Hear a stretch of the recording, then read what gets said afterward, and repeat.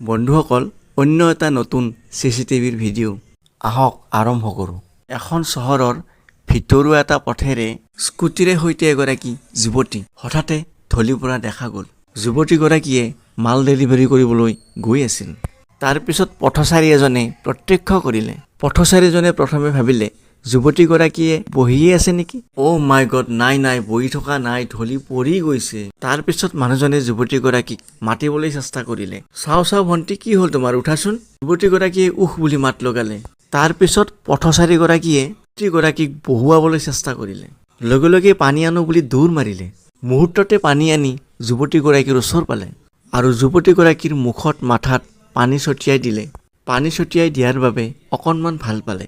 তাৰ পিছত অকণমান পানী খোৱা বুলি খুৱাই দিলে। অলপকৈ বাৰে পানী ভালদৰে খুৱাই দিলে। পানী খাই যুৱতীগৰাকীয়ে অকণমান সুস্থ হৈ উঠিল। যুৱতীগৰাকীয়ে ক'লে, দাদা ধন্যবাদ আপোনাক মই কিদৰে ধন্যবাদ দিম, ধন্যবাদ দিলেও আপোনাক কম হয়। আপুনি ভগৱানৰ দৰে আহি মোক বচালে। পথচাৰীজনে ক'লে, বাদ দিয়া এইবোৰ, হ'ব দিয়া, মই মোৰ দায়িত্বহে পালন কৰিছোঁ। তুমি এতিয়া ঘৰলৈ যাবলৈ নোৱাৰা, আহা ইয়াতে বহা, অকণমান ৰেষ্ট লোৱা, তাৰ পিছত যাবা।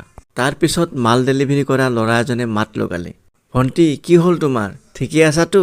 তাই মাত লগালে, অঁ মই ঠিকে আছোঁ, অকণমান মাথাটো ঘূৰাইছিলে। মাথা ঘূৰাইছে নহয়, ঠিক আছে, অকণমান ৰেষ্ট লৈ আহা। যুৱতীগৰাকীয়ে ক'লে, দাদা মই যাওঁ দিয়ক, মই যাব পাৰিম। তাৰ পিছত মানুহজনে ক'লে, ঠিক আছে যাব পাৰিবাতো, ৰ'বা মই ফিটিং কৰি দিওঁ। এইবুলি গাড়ীখন ষ্টাৰ্ট কৰিবলৈ চেষ্টা কৰিলে। ষ্টেণ্ড পাত উঠাই লৈ কিক মাৰিব আৰম্ভ কৰিলে। বাৰে ষ্টাৰ্ট কৰিব চেষ্টা কৰি আছে, কিন্তু ষ্টাৰ্ট কৰিব পৰা নাই।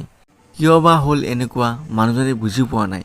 কিয় জানে, যেতিয়া গাড়ীখন বাগৰি যায় তেতিয়া চেল্ফ বা কিকে কাম নকৰে। অকণমান দেৰি চিধা কৰি ৰখাৰ পিছতহে ষ্টাৰ্ট হয়। মানুহজনে গাড়ীখনৰ কিক মাৰি ভাগৰি পৰিলে আৰু এবাৰ ভাবিলে গাড়ীখন বেয়াই হ'ল নেকি। চেল্ফটো মাৰি ভাবিলে চেল্ফটোৱে বেয়া হ'ল নেকি। মানুহজনে ষ্টাৰ্ট কৰিব নোৱাৰি যুৱতীগৰাকীৰ ফালে চালে আৰু ক'লে, গাটো ভাল পাইছা যদি আহা, মই তোমাক ঘৰলৈকে থৈ আহোঁ। যুৱতীগৰাকীয়ে লাহে উঠিবলৈ চেষ্টা কৰিলে। মানুহজনে ক'লে, চাবা লাহে আহা। মানুহজনে ধৰি গাড়ীখনৰ ওচৰলৈ লৈ আহিল। লাহেকৈ চেণ্ডেলযোৰ পিন্ধি গাড়ীখনৰ ফালে আগবাঢ়িলে যুৱতীগৰাকীয়ে। যুৱতীগৰাকীৰ বেগ আৰু তাইৰ পানীৰ বটল একেলগে গাড়ীখনত উঠাই দিলে।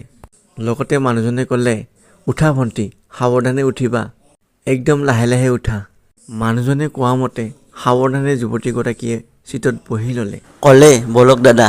মানুহজনৰ সহানুভূতিখিনিক সঁচাকৈয়ে শলাগ ল'বলগীয়া। জীৱনত কাৰ কেতিয়া সমস্যা বা বিপদ আহে কোনেও নাজানে, হয়তো মই নাইবা আপুনি। গতিকে মানৱীয়তাৰ খাতিৰত কাৰোবাৰ বিপদ দেখিলে অকণমান আপুনিও আগবাঢ়ি আহিবলৈ নেপাহৰিব। ধন্যবাদ।